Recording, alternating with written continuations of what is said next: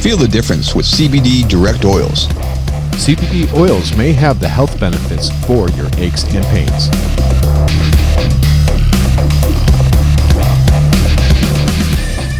Hey everyone, welcome to another episode of PDR Tool Time. This is episode 227 with your host Vince D'Alessandro, Daniel Grom, and John Renstrom. Today we have an action-packed episode talking about OEM procedures and other things that has to do with what we should be doing and what we should not be doing when we are working on cars. We're going to touch on a few of those things. Some of these are opinion generated and some of them are actual factual things that we do want to look at. Ain't that right, gentlemen? Yes? Look at Grandpa Grom's already got the grumpy face going. What's up with that? We haven't even got into the discussion yet. I'm intense. Yes. I'm focused. He's focused on this That's my episode. focus look. Yes. Well, fortunately, we have David Pinto from New Jersey. And he's going to be joining us, and we're going to be talking about OEM procedures. He is the president. Scanners, all that. Scanners, stuff like that. He is the president of PDR Nation, and he's going to give us all sorts of information. He's way more knowledgeable on this stuff than we are. We're going to learn along with you guys that are listening and gals that are listening right now. So it's a group class. But before we do that, Vince, yes. 1 week, 7 days in Texas. Yes, 7 days in Texas. It's a little bit steamy down here, but it's not terrible. Did you switch your license plate? I did last night. I now officially have two cars that have Texas license plates. They have a star on them. They kind of resemble the Dallas Cowboy star, although it's more of an embossed star, thank God, because I can't really drive down the road with a Dallas Cowboys star on my car. And You're diehard Chicago. That's right. Stop Bears. And I'm sure Mr. Pinto will have something to say about that because he's pretty much a diehard Cowboys fan. How you doing, Dave? Dave's already here listening to all this. So thanks for having me on, guys. I really appreciate the opportunity to help shed some light on some of these issues. Some of them are, like you said, factual. Some of them are going to be a little opinionated. But for the most part, I think we all could be doing a better job focusing on some safety issues. Yes. And I'm going to try and help you guys look at what we can be doing better. And I'm also going to try and give you some insight as to how I use it in my business and how it helps me in my business. Yeah.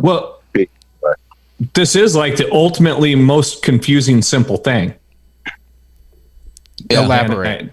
The one thing I love about Dave really, you early on embraced the whole scanner thing, and you really, you're the go-to guy that I was going to for information about scanners early on, because you were like diving deep into it. You're buying all these different scanners, testing them and whatnot, a few years ago, right? Yeah. So, what happened was I took over as the chairman for PDR Nation back in 2016. At the time, it was mainly focusing on the certification, which, in my opinion, never really took hold in our industry. Sure. And one of the reasons why I've been with PDR Nation since 2013 when it started was I was always focused on education. That was always my goal. So when I took over, that's what I wanted to do. And I took that opportunity as a chairman to go out to the SEMA show and take some of the classes and find out what was going on in the collision world. And that's where I really started hearing about. Dave, let me interrupt you right there. Now, a lot of people don't realize there's a lot of education classes at SEMA.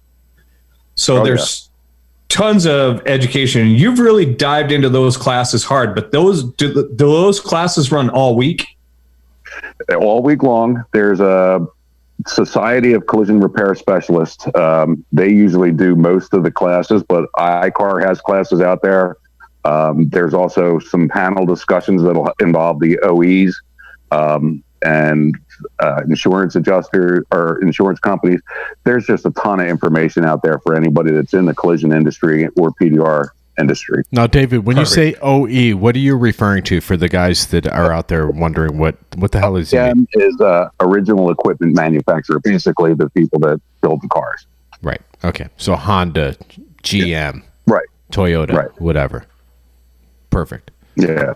Thank you. So the ones that build the cars, they test the cars, and then they tell you how to fix the cars. They do a lot of testing on repair procedures, so they know what is safe and what's not.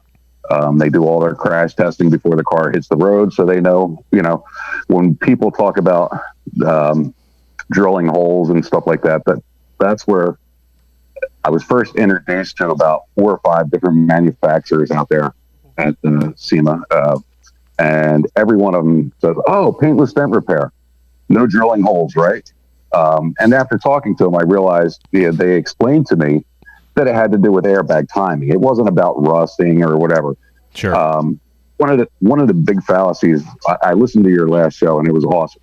One of the things that I really wish I could have jumped through and said at the time while you guys were on there, because I was kind of screaming to myself sometimes throughout that show.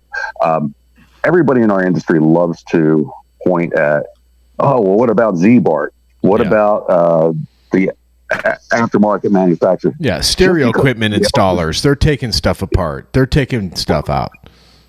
Here's the thing, though. Just because somebody else is doing it wrong doesn't make it right for us to do it wrong. Right, exactly. You know what I mean? Yes. That's I just can't get over that hurdle.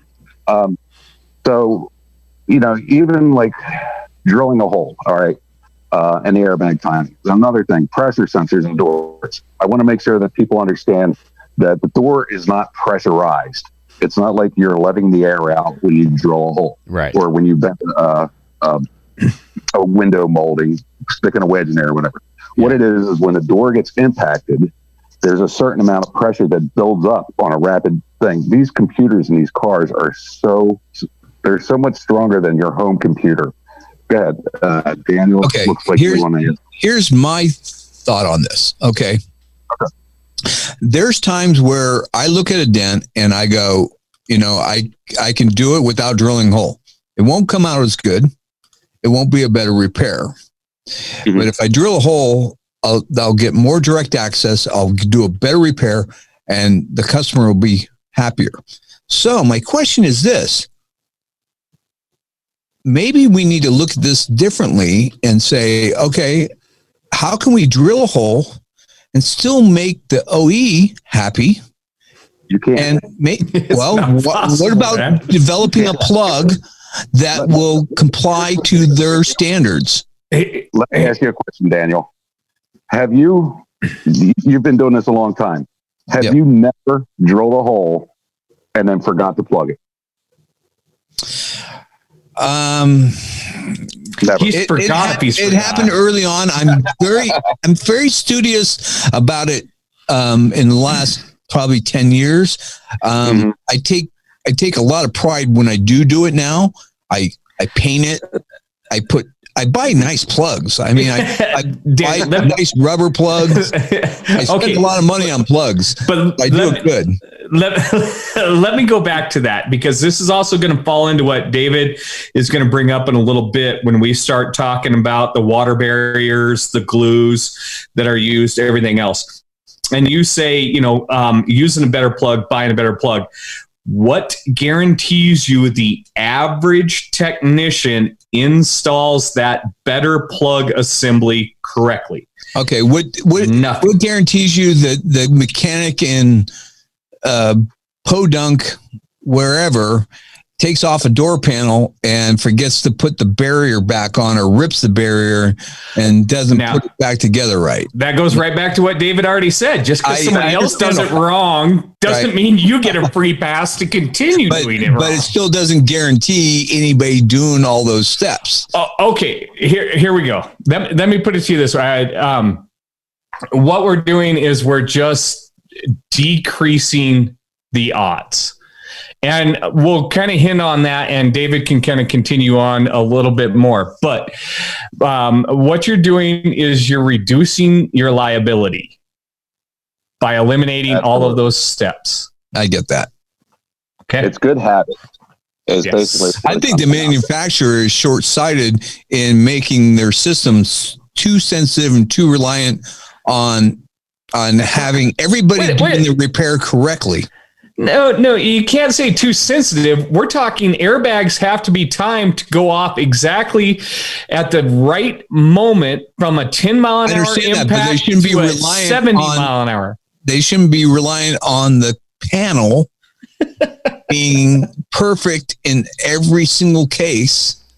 You know, what if that car was hit and the person didn't repair that panel and it compromised that panel? It doesn't matter, Daniel. At what level would you test an incorrectly repaired panel? Is it a 1-inch dent? Is it an 18-inch dent? Well, maybe I hit a car. I go, oh, the dent's not that bad. I'll get it fixed later. And then I get in a second accident right after that, and I die. I'm sorry, but that manufacturer did not foresee this, and therefore I find him liable. There's not a perfect world, Daniel. Exactly my point. But listen, this is what John was just saying. You're reducing your liability if you have good habits, good work. I know, and I want to reduce my liability by making the perfect plug. I'm going to invent the perfect plug. It's going to lock. It's going to seal. It's going to rust prevent. I'm going to make the plug the ultimate plug, so we can drill as much as we want. But Daniel, then you're taking it to the other extreme. This is no different than a body man welding up the crumple zones. Now the frame is stronger, technically, but now it's too strong because now you've changed the airbag timing in a whole nother method. And it's not going to crinkle the way that it's supposed to, designed by the manufacturer. I would recommend, Daniel, a Google search on airbag timing. Honda, I believe it was, did an awesome video where they dropped a watermelon and it hits the airbag perfectly and it just stops it and saves it. And then 1/100th of a second difference, it blows that watermelon into a million pieces because it hits it at the wrong time. So that's what airbag timing is. That they're, is it perfect world? No. They had, how many airbag recalls have they had? Sure. But I don't want that's actually to come back on it. That's a big one, actually. The airbag timing, that's been a huge recall. The Tataka, right? No, that wasn't airbag timing. It was particles. Yeah, particles, shrapnel. But even so, it's an integral part of the safety system of your vehicle. So let me spin this in a way that you want to stay old school, you want to drill your holes, you want to put plugs in and stuff like that. And I'm going to tell you how, if I were to come into your market and charge the same amount of money as you, I'm going to steal your customers, because I'm going to have a no drill policy. And when they come and talk to me about this or that or the other thing, I'm going to start talking about safety issues. And if you want to see a customer all of a sudden forget about price, all you got to do is tell them that I'm working on your car in a manner that's safe and that I'm going to put it back together the right way. And that's the way to do it. Now, I run into that quite a bit, David, especially my shop was right down the street from a Tesla service repair facility. I worked on 2 to 3 Teslas a week is very common. And as soon as I tell them that I am certified to power down your vehicle, that's my certification on the wall, it eased. It took the pressure off of them. Like, okay, you know what? This guy has gone through the training to work on my vehicle and know how, if he runs into a problem, he knows how to deal with it properly. I come from no holes history. Being an old Dent Wizard guy, and Daniel's going to be like, oh yeah, but you widen out holes. You know what? We, on occasion, widen out holes. But 9 times out of 10, we did not widen out holes. We figured out a way of getting into the panel. You didn't drill holes. You punched holes. No, we didn't. Yes, you did. You guys had spikes. No. You guys were hammering holes. Now you're talking about someone in San Francisco. I was a corporate technician. I never saw a Dent Wizard not ever have a drill and you know what? Drill a proper hole. No, well, maybe, you know what? San Francisco was not a corporately owned Dent Wizard. That was a franchise. That was franchise up there. It was absolutely franchise up there. I retrained 13 franchisees. Exactly. All right, they were not corporately owned. We're getting off topic. Anyways, I come from a background, very rarely do I drill holes. Very rarely. And if I do, I talk to the customer. And if you want to attest to this, talk to my buddy Paul that comes and visits my shop 3 times a week. And I still have the same box of plugs that I've had for years. I never use the damn things. So anyways, that's really not my point. My point is, I don't know what my point is. You totally screwed me over now. But what's the difference if it's got a factory plug in it and we make a plug? Because it's been tested, number one. Yes. Okay. They take it, they put it through all the crash testing and everything. So when the door gets hit and that air pressure builds up, it acts the way it's supposed to. Now, Daniel, put a second or you forget to put a plug in there and it blows out and it changes everything. Now, Daniel, why do you think that plug is in that hole? What do you think that hole was designed for? Do you think it was designed for a PDR technician to go in there with the tool? No. Okay. Then think about us. 9 times out of 10, those holes that have plugs in them are there for the actual machine that holds, or the during manufacture, they have these, what are they? The machines that hold the door in place, the robot that comes over and places the door in place. So the manufacturer, the guy that's working on putting doors on at the factory, get access to like the door handle screw or something like that. Yeah, some of those are like that, but also some of the bigger holes that you see, like on a Mercedes, a BMW is a classic. They have this huge, half or 1 inch hole.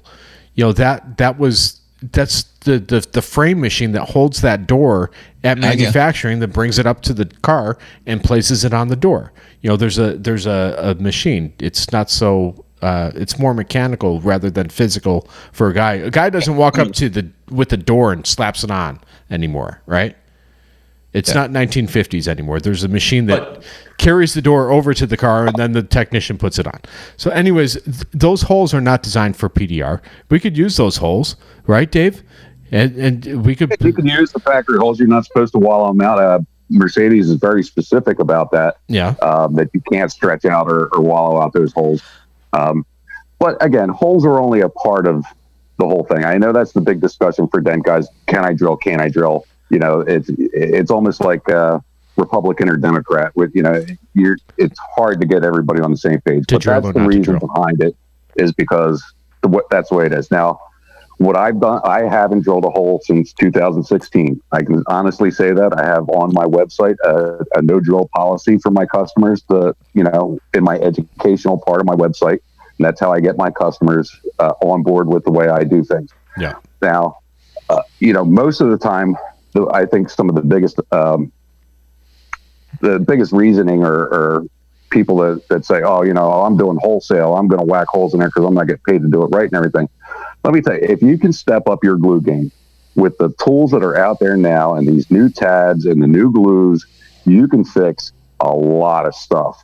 And if you're a wholesale account, and I do, like I said, a Mercedes-Benz account, and I get little door dings on the dog legs all the time, and I glue pull them. I know drilling a hole in there. I glue pull them. You're doing a wholesale account. Does it need to be 100%? No. If you can get your glue pull game up, and it's just like anything else in PDR. If you do it enough, you'll start to get a good technique, and you'll get faster at it. I can get it. Once my glue gun's hot, I can run through some cars. Yeah. It's not any different than grabbing the drill and putting a plug in there. I'll pull some stuff. Sure. So that's where you can go with that. And even on your retail customer, I mean, you're going to have some really picky people, but how many other times have you been halfway through your dent and the customer sitting there going, "Oh my God, I can't believe you fixed that." And you're like, "I'm not even halfway done yet." Yeah. Yeah. We're our biggest critics. I have not lost a customer, had a customer complain at any time since I stopped drilling that I didn't fix it good enough. So, Now, David, last week we talked about, some people that accuse PDR technicians of killing people and causing great harm to, panels and, drilling holes is killing people and blah, blah, blah, blah, blah, blah. Right. obviously that's a shock and awe type of value to what they're trying to achieve, which is opening up dialogue. For most of us, we're very passionate. The people that listen to our podcasts obviously are very passionate about our industry. They're a part of it. They want to be a part of it. They want to get better. They want to learn and things like that. And, what do you have to say for that shock and awe of, hey, you're killing people by doing PDR? Well, again, it's something to grab attention and to start the conversation and the dialogue.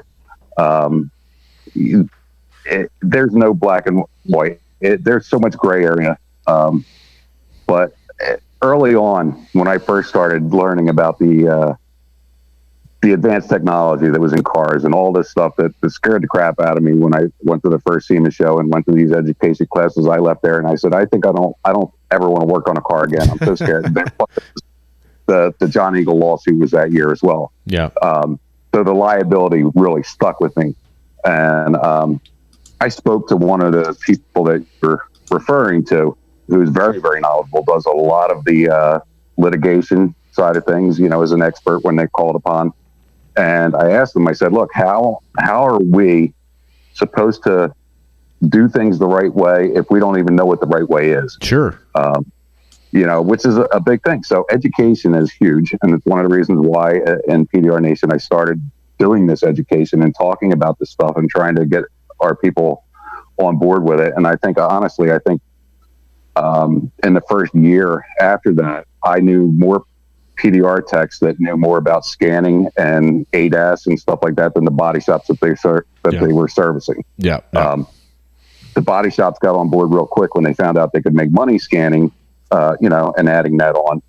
But, there's a lot of holes on both sides. The OEs last year, big part of that was the calibration. Okay. Yeah. The year before, all these people that you're talking about were saying how you have to use all OE equipment. You can't use this aftermarket stuff. So they were recommending that you send your calibrations to the dealership to get them done, because you can't afford to have all the different brands of calibration and stuff. You don't have the room, the space. The dealerships don't know what they're doing. Yeah. So exactly, there's equipment out there. There's a lot of holes in the whole way that this is being done. But back to my point where I talked to that one individual about what are we supposed to do, and he said, Dave, listen. He says, if you're trying your best to do the best job you can, you're probably never going to see me in court. Yeah. It's the ones that are always saying, well, so-and-so does this. I can cut this corner. They only paid me to do that. You're the guy that's going to end up in court one day. Yeah. So I based my business model off of that, where I'm just trying to do the best I can and do it as safe as I can. And that's how I sell my business. My website for my business goes into some of that stuff. I educate my customers when they come in, like you said, with the Tesla certifications and the IMI, which I've done as well. I've got all these certificates hanging up in my shop.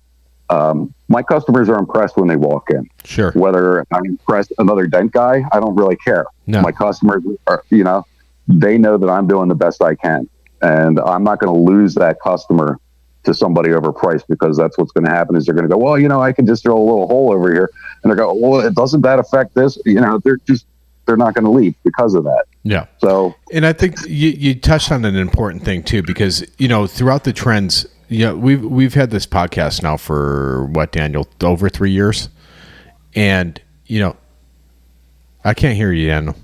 You're on mute or something. 4 years. Okay, so since then, we've noticed the trend where we're still 99.9% mobile technicians that are out there. There's there's a very small population that we do have shops, but the ones that we do have shops, or you're thinking about shops, these are the procedures that really are going to come down to, in my opinion, and this is an opinion, if you have a shop, you better be doing some of the stuff that we're talking about here, scanning the vehicles. You're so right about that. Because we have more to lose than the mobile guy. if you're an incorporated LLC and someone says, "Oh, my sister broke a leg because the airbag didn't go off because you worked on the door." Well, you know what? You're just probably, the reality of it, you're going to change businesses and start up another business and go about your business. But if you have a shop, and now this is my opinion, I know you guys are all looking at me funny, but if you have a shop like Daniel, he owns his shop. If something happens, and this is why we're trying to get it through Daniel's head, and he's playing the victim a little bit. And we asked him to as well with some of this education stuff that we're telling him. He's so good at it. He's good at it. So, if someone comes into Daniel's shop, he doesn't do a scan. He does a repair on the vehicle. They go out and they cross the 101 freeway in Northern California and get smashed, and the airbag doesn't go off. Who's the last person that worked on that car? Mr. Grom. And right? He was the last safety expert that touched the car. If we're claiming to be experts in our industry, what is that about? Scary. Well played. If we're claiming to be experts, then we should be experts at what we're doing. We should be certified in certain things that we're doing. We should have the education to run scanning technology with scanners. And I'm not putting out the sales pitch for Anson or whatever with the Autels. Get a scanner. Get a good scanner that's going to cover your ass. Get educated if you're working on electric vehicles or hybrids. There's other programs out there that we all should be looking into. A couple weeks ago, there was a program for the new Ford electric vehicles. I sat down. I actually got a certificate. I didn't think I was going to get a certificate, but I got a certificate for that. So what was that? What's the ASE? I have an ASE certified tech course completion for taking the Ford Mustang electric car course. So, and sure. David, you've done a ton of these yourself, and you've educated yourself. Yeah. Again, that's I'm going to go back to the PDR Nation thing one more time. Yes, please. That's what I wanted to promote as the chairman of it, and that's why we appreciate the support that we get. We still have the certification as part of the process. You join, you get certified, and then you pay an annual fee. We reduce the annual fee, so you're not paying every year the same price. I think it's $300 for the first year to get certified. And then we give you a review page and all that. But the people that we have, the members that we have, it's a community, just like you guys have. Yeah. We share knowledge when we can. There's many guys. John's one of them that I think knows more than I do on a lot of this stuff. I should say has more practical experience. I don't do a lot of hail work, so I don't really get into a lot of the stuff, the OE procedures. I don't dig into them as much because I don't like R&I and I don't like drilling holes, so I glue the hell out of everything. Sure. So I don't have as much experience and that. I have book knowledge on a lot of this stuff. But, the membership is what helps pay for me to go and the other guys to go to some of these classes and learn this stuff and bring it back, teach it at Mobile Tech Expo. That's what I do every year at SEMA. I go to the classes out there. I find out what the buzz is going on there, what they're talking about. And I put together some classes and I bring it back to Mobile Tech Expo. Yeah. We appreciate your support as a community. And I'm really glad to see you guys are talking about this stuff as well. I really think that we, in our industry, have come a long way, but there's a lot. There's a lot more we could be doing, but there's definitely a bigger group of people doing it the right way than there was even a year ago or 2 years ago. Absolutely. And David, we've been friends. We met each other at MTE, 7-8 years ago, man. Probably longer. I'm not I feel like it was longer than that. I don't know if you maybe were 10. The original Mobile Tech Expos in 03, 04. I was down there at those. Oh, Clearwater. Yeah. Well, anyways. Not out of Clearwater, but yeah. Right after Clearwater. We've known each other a long time. Yes. And, and we are very fortunate here with PDR Tool Time to have John on our show because, John, you come from a body shop background. You've owned a body shop, correct? And yes. you know all this stuff that we don't. And we didn't just bring you on here because I don't know all the stuff. No, you're not. You're far more knowledgeable about procedures, like David said, than we are as PDR technicians.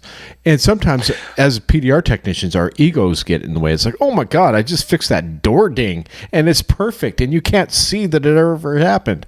But, at the end of the day, we're straightening metal. We need to make sure that not only pleasing our customers, but we're making it safe for their vehicle as well. Well, I've kind of nerded out onto it just because I grew up in a body shop as a kid. David, you were talking about her saying that she, her mom had gone into labor in a paint booth. I started working on cars when I was small enough to sit on a roof and not cave it in while I sanded. Right. So that's how long I've been in the body business, and started learning about this stuff. You guys talking about how long it's been since you drilled a hole, and Daniel, I realized that was yesterday. But, today, Daniel. Right? But for me, I'm rolling back. I think it was around 2013, 2014. Now, I went to. I was in a. You are a hail technician, so. Yeah. Yep. It's a little bit different than a door dinger. Yeah. But sorry, go ahead.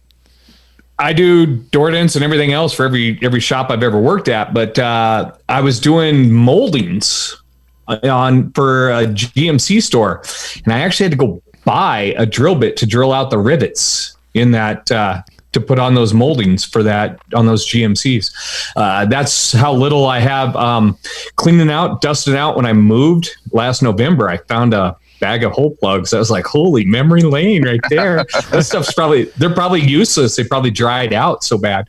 And no, I'm actually, for me, it was never a safety. Any of the issues that we've discussed here was never the reason why I quit drilling.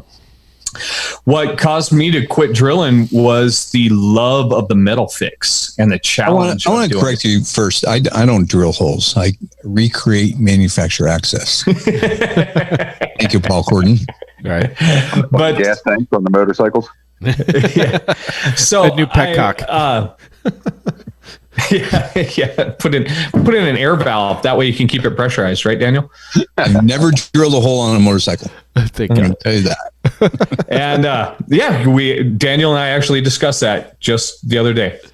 But I did it out of the love of the art of metal finishing. And that's what got mine. And then later on, as I learned about the airbags and the pressure sensors, I was like, holy crap, man, if we drill a hole, we can throw that whole timing off, And then you always get the other arguments. Oh, what do you mean? What if the window's down? Right. Let me see.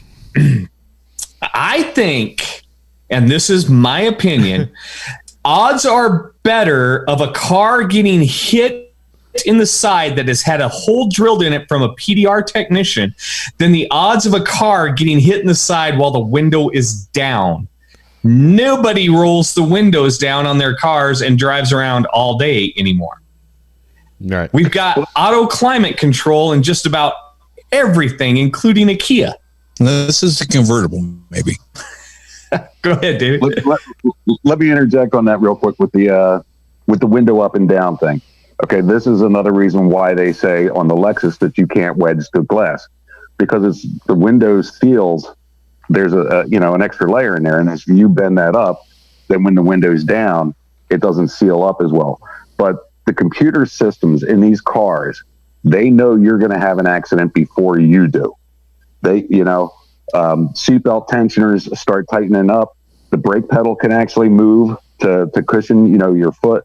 If your window's down a quarter of an inch, it may even put your window up, depending on the vehicle and stuff. But there's just, you can't anticipate how much memory and processing power are in these cars' computers at this point. Here's another thing too, because this is one thing that I had to realize too. Airbags are no longer in the doors. No, they're in the seats. They are in the seats. If you remember, like BMWs and Mercedes, they were in the doors. They came flying out of the doors. When we first started doing it, was like, what if you stick your tool down there in an airbag That was like the big thing that. Remember that post that someone did on DoorDing is a cop trying to Jimmy lock a door and the Jimmy bag went through his head, through his chin or something like that. Yeah, and we were all paranoid about setting off airbags in doors. Putting door tools. And, it had nothing to do with any of that. But now all the airbags, they're coming out of directions that don't even concern where we're even working. Like we're not going to set off an airbag, and we're not going to touch an airbag working on a door. But working on a hail car, you take an A-pillar off, there's the airbag that's coming out. The side curtains popping out. Let's look at the seal. Let's look at the seal of the door. Okay, I'm going to be devil's advocate here. Okay, please. Okay. Over time, that seal is going to deteriorate. Yeah. So, what happens when that deteriorates? That has to show liability to the manufacturer. Well, maybe it does. What are they doing about that? Maybe it does. At what age? I don't know. I don't know how long it takes for that to deteriorate. I guess it would all depend on the environment. I mean, in Arizona, it may deteriorate differently than Michigan. I get it. I get what you're saying. And again, there's no black and white. And there's definitely holes in the whole OE procedure. Pun intended.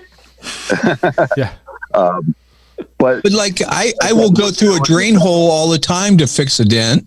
There's no plug. There's no nothing in there. And it's designed that way. Yeah. It's that's where the air escapes. When that pressure builds up, that's where the air escapes. Exactly. So again, this is all about trying to do it the best you can. Protect yourself, protect your customers, and be the best business you can. You're a professional nowadays. Yeah. I will say this. I think our industry on a whole is better. I think we address this with more attention than I think the body shop industry. Yeah. I agree. Yeah. Well, and John has a perfect example of this when he went out.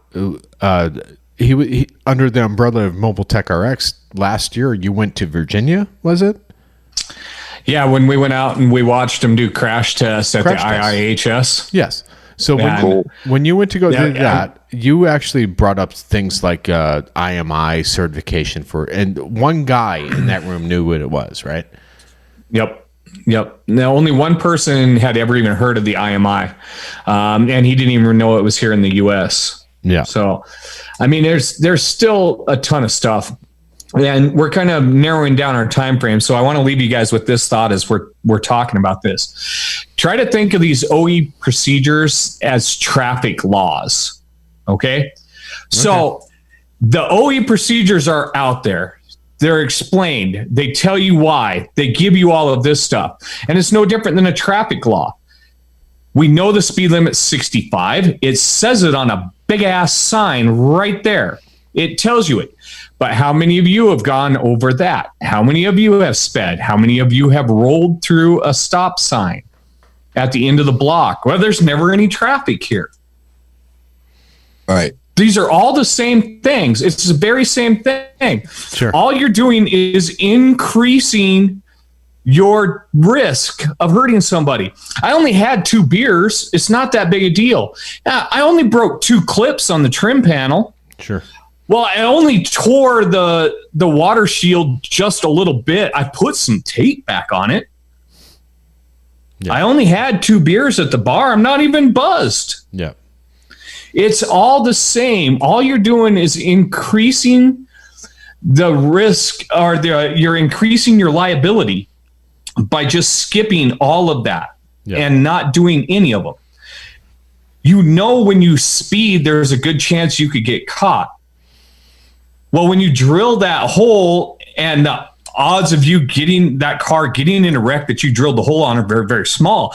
But so are the odds of you being the one car on the interstate doing 70 in a 65 zone and get caught.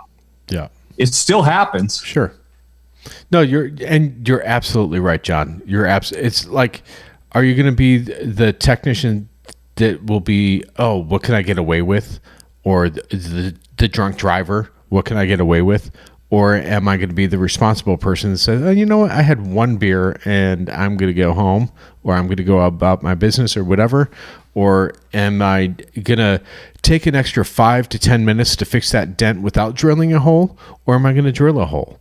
And, it's those decisions that are basically you're going to have to make on your own. We're not here to judge you. We've all drilled holes at one point in our career. We're not here to judge you, but it's liability. It's building a credibility for our industry, in my opinion. And, for every one PDR company that's out there, there's 1,000 body shops that are probably doing the wrong thing as well. But as a whole, I think our industry has come so far in such a short amount of time that we're surpassing, and before you know it, people are going to be coming to PDR to do hail over going to body shops. You've seen that already, John. You're getting direct repair facilities, maybe not DRPs for hail, but you're getting people that are choosing going to a hail shop rather than to a body shop to get repaired, right? Yeah. Oh, yeah. Yeah. Our industry is definitely becoming a brick and mortar industry. Sure. I've seen more guys in the last 2 years opening up new shops. So we're gaining credibility. We're establishing roots. A lot of these guys are hail guys that are tired of being on the road. They want to settle down. They want to have a permanent location. Yeah. And it wasn't even 5 years ago where you still had a lot of people that still, what's paintless dent repair?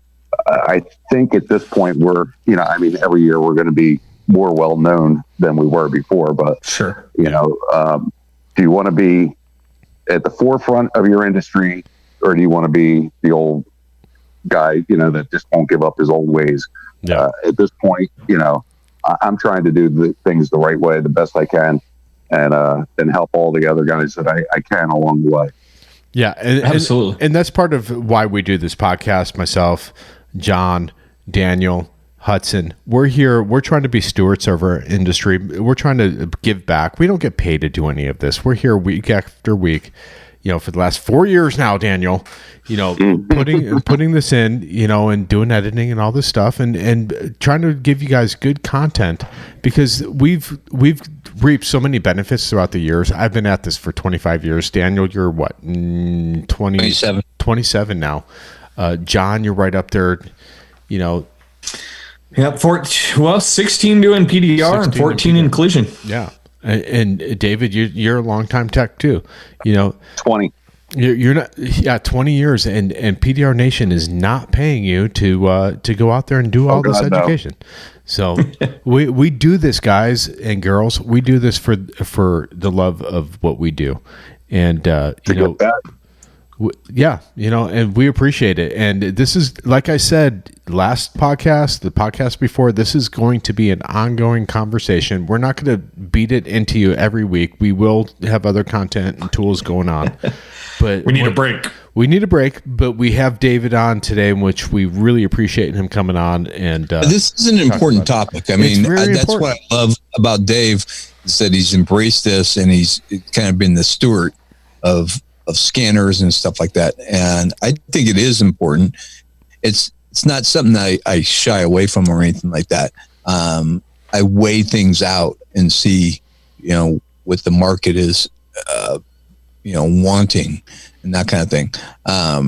But I'm definitely paying attention, and I love all the certification. I like that our industry is taking control of this, and it not being dictated to us, that we're embracing it on our own and being our own stewards and our own leaders in our own industry, in every aspect of our business that we do.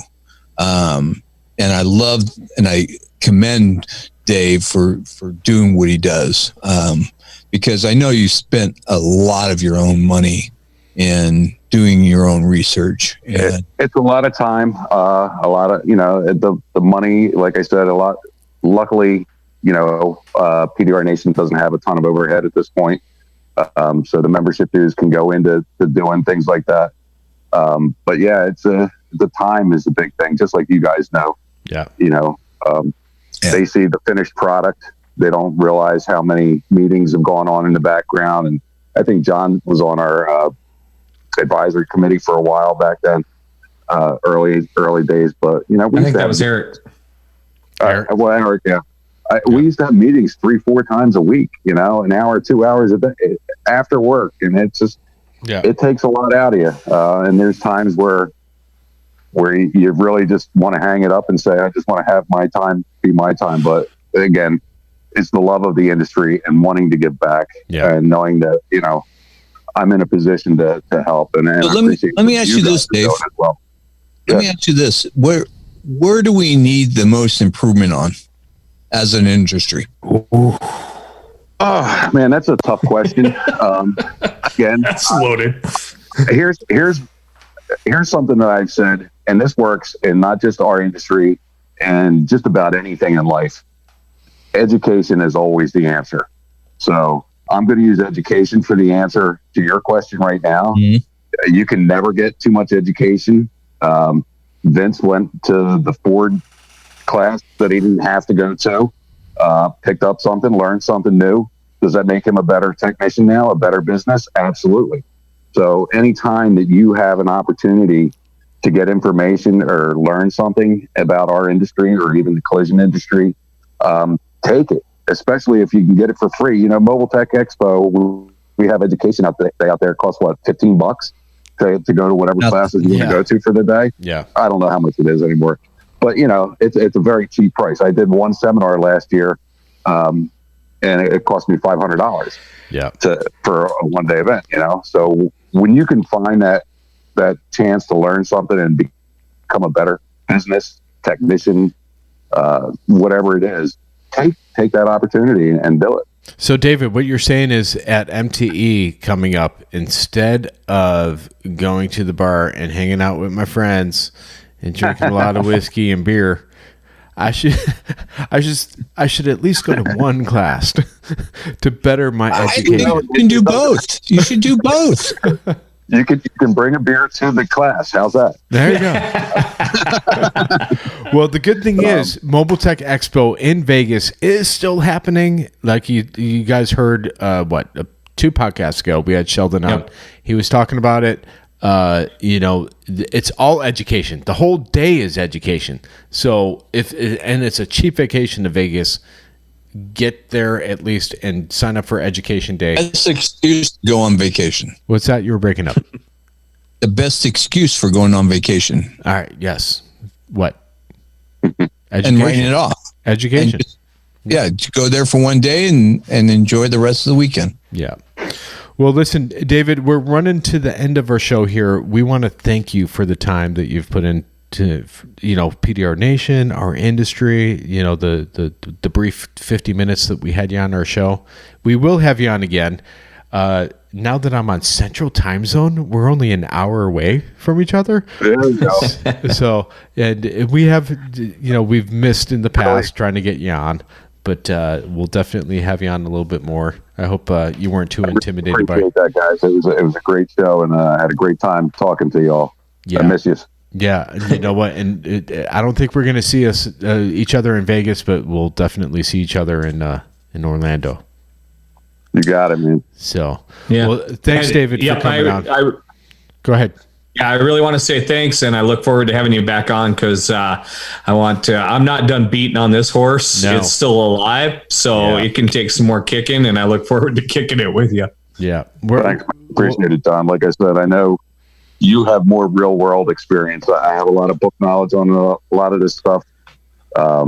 But you know, it's a combination. And like I told people at most of the classes that I do at the end of the class, if you learn something, if you see something, share it. Just share it with everybody. Sure. Man. That's the best way for us as an industry to grow and become better at what we do. Now with PDR Nation, it's pdrnation.org.